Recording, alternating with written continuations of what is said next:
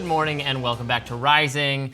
Thank you so much for tuning in. Good morning, Jessica. Nice to see you again. Happy 3 years in one day, Robby. Thank you so much, and I do appreciate all the festivities yesterday, including my cake. We hope you were enjoying the long video format that we did yesterday. We appreciate all the feedback we got, and we absolutely hear you on the chapters for the individual videos within the long video, the timestamps. Yes, we will definitely be implementing that, trying out some other things. Again, please bear with us as we do this experiment because of our capricious masters at YouTube trying to optimize things. Now let's get to the big news of the day. You've probably heard it's amazing. Australian Wikileaks founder Julian Assange is now free. He was released from a British prison on Monday night after being behind bars for 5 years, and he's now in the Northern Mariana Islands, U.S.-controlled territory near Guam. His hearing will be Wednesday, where he's expected to plead guilty to one conspiracy charge as part of his plea deal with the United States, according to court documents. Now, WikiLeaks and Assange's wife, Stella, posted footage of Assange signing the paperwork, boarding a plane at London Stansted Airport yesterday. Assange came to the national stage, of course, in 2010, when WikiLeaks released files related to the wars in Iraq and Afghanistan. 2019, he was indicted on 17 counts of violating the Espionage Act. Assange is expected to fly back to Australia at the end of the proceedings this week. As part of the plea deal, he is expected to be sentenced to 5 years in prison or time served. The deal sparked mixed reactions online. Some are celebrating. Assange supporter Trevor Fitzgibbon wrote on X, "I'm in tears." Happy tears, those were. Australian Prime Minister told lawmakers, regardless of the views that people have about Mr. Assange's activities, the case has dragged on for too long. We want him brought home. But some reactions condemned the expected deal. Former Vice President Mike Pence weighed in. Julian Assange endangered the lives of our troops in a time of war and should have been prosecuted to the fullest extent of the law. The Biden administration's plea deal with Assange is a miscarriage of justice and dishonors the service and sacrifice of the men and women of our armed forces and their families. Yes, that is the view of the national security state, of sort of mainstream establishment politicians on both sides of the political spectrum. Other political figures on both right and left have condemned this prosecution of Assange, who did not steal classified materials. He received classified materials from whistleblower, and he published them because they were relevant to national security. They showed that the U.S. government had misled the people about the wars in Iraq and Afghanistan, and we ought to know, we have the right to know, he committed an act of journalism, something the New York Times has done, the Washington Post, the Pentagon Papers. It is common for professional journalists to publish classified material if they believe it is in the best interest of the American people. The American people should know, deserve to know, ought to know what's going on. That's all that occurred here, and since then, he has been prosecuted as if he was the person who broke the law and stole the classified materials, even though that was never demonstrated to have been the case. So it's really been an unjust prosecution. It's gone on far too long. It's taken a tremendous toll on his mental and physical health. He was holed up in, the Ecuadorian embassy in England, I believe, for many years, and then has been in prison, Belmarsh prison, subsequently, deteriorating in real time. So this is certainly welcome news that he is free. Just absolutely disgusting that the people in the U.S. military that were using methods of torture that we condemned when other countries do them, to expose that. The people who were doing the torture should have probably been subject to persecution, not Julian Assange. The American people absolutely have a right to know what their government is up to. This guise of, well, it would jeopardize the security of the United States, and so therefore you cannot publish information like this.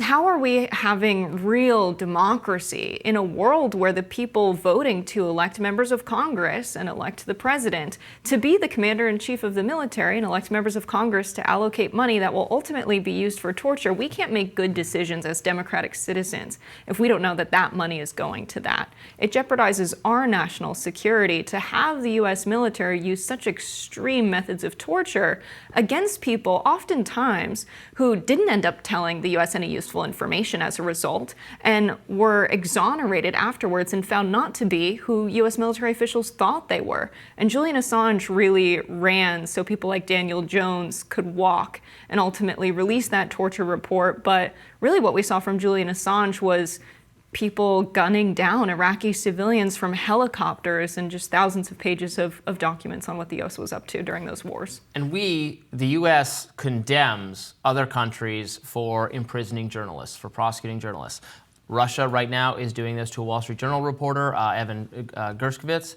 It is utterly unconscionable. It is certainly wrong. I stand with and agree with everyone in the American news media who is condemning that treatment of an American journalist. It's absolutely unjust. It's absolutely wrong. But where is the moral authority of the U.S. when we have for years been trying to prosecute, imprison, or worse, Julian Assange for these alleged crimes? Again, it was just an act of journalism.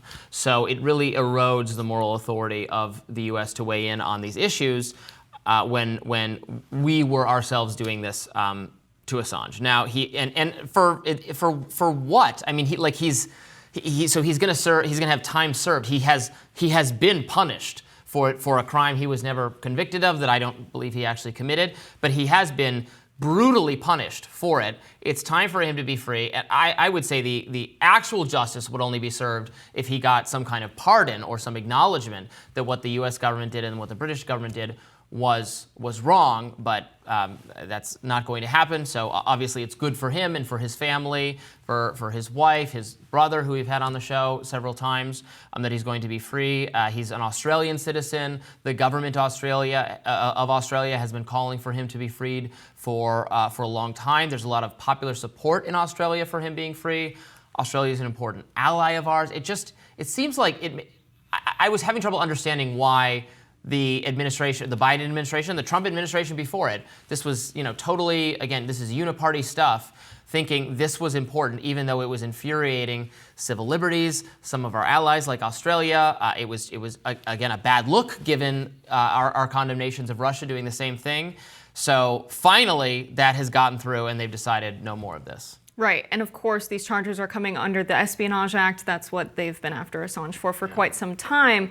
And it really reads like an evil empire kind of law, that any information released that relates to national defense with the intent or reason to believe that the information may be used for the injury of the United States or the advantage of any foreign nation. Mm-hmm. So we have to just absolutely pledge our absolute allegiance to the United States. How is reporting on simply what the U.S. military is doing an injury to the United States? If they are doing those things and people knowing about them, the only people making the United States a target are the people doing the things that makes the United States a target. Doing the torture, killing civilians abroad, waging war against nations and the civilian population of nations who are not even guilty on the onset of what they were accused of. And so it's really ridiculous that this is an enforceable law in the United States. I think when it was initially enacted in 1917, they were more so thinking of people releasing information about where nuclear sites were in the U.S. so that they can't be targeted by foreign nations. But simply reporting on what our military is up to, I just don't think it should be something that someone can be persecuted under with the Espionage Act. Think of what espionage, the term espionage literally refers to. It refers to not making public secret government information, but taking secret government information, yes, military secrets or the identities of spies, and sharing that with enemy governments. So if they're calling this espionage, what they're saying is that the American people is the enemy, is the foreign threat, right? This is disclosure of information that the public ought to know. And our government has gotten so knee-jerk secretive with routine overclassification of everything. It's actually very easy to commit, if that's the crime, espionage, it's very easy to commit now that everything, I mean, to the extent that major political figures in both parties had boxes of classified documents in their homes, which Biden is not being prosecuted for, Trump is because he didn't give them back quickly enough. But it's kind of that is happening because the government would redact a literal grocery list out of habit because they are inclined towards secrecy at this point. We have this massive federal bureaucracy that operates independent from political oversight, that is not part of the democratic process, that can't be voted in and out of office, that just endures regardless of who's in power, and has an interest in keeping everything, absolutely everything, as secret as possible, even if it's not important, it doesn't need to be classified, and then especially if it's something that we ought to know about and ought to be able to make our political decisions based on. So this is this decision, this freedom for Assange, a very long time coming. I'm happy to hear about it. Many supporters of civil liberties and press freedoms and freedom of speech in America and across the world will also be happy about it. But that does not erase the blight of how wrong it was to prosecute him in the first place. We will have more Rising in just a second.